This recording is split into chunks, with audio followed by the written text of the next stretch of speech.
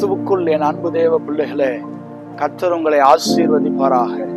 இந்த ஆத்மீக யாத்திரை நிகழ்ச்சியின் வாயிலாய் உங்களை சந்திப்பதிலே மிகுந்த மகிழ்ச்சி அடைகிறேன். 2 ராஜாக்கள் 20ஆம் அதிகாரம் 5ஆம் வசனத்திலே, உன் விண்ணப்பத்தை கேட்டேன், உன் கண்ணீரை கண்டேன் என்று வேதத்திலே நான் வாசிக்கிறோம்.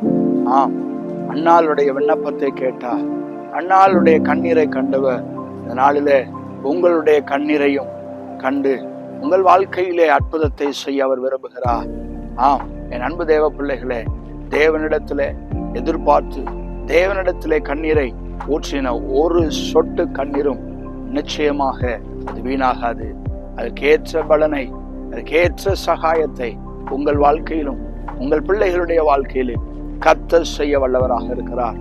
அதோடு மாத்திரமல்ல, அழிந்து போகிற ஆத்துமாக்களுக்காக கண்ணீரோடு ஜெபித்துக் கொண்டிருக்கிற என் அன்பு தேவ பிள்ளைகளே, உங்களுடைய கண்ணீரை கண்டு தேவன் நிச்சயமாக உங்கள் பகுதிகளிலே அழிந்து போகிற ஆத்துமாக்கள் மத்தியிலே உங்களை பயன்படுத்தி அநேக அற்புதங்களை அடையாளங்கள் மூலமாக வார்த்தையை உறுதிப்படுத்தி அநேகரை நரகத்திலிருந்து தூக்கிவிட கர்த்தர் உங்களுக்கு அனுக்கிரகம் செய்வாராக.